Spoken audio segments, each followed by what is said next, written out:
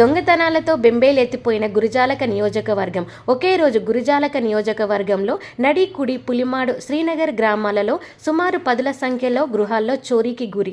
నల్లటి ముసుగులు ధరించిన దుండగులు. సంక్రాంతి పండగ సందర్భంగా ఊళ్లకు వెళ్లిన వారి ఇళ్లను టార్గెట్ చేసిన దుండగులు.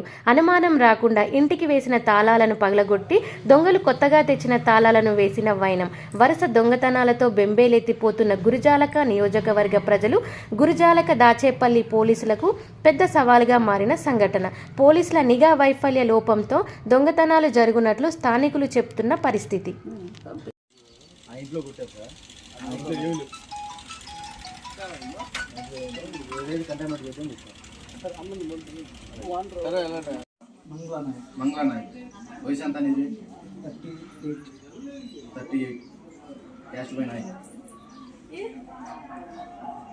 ఏం చేస్తుంటావు?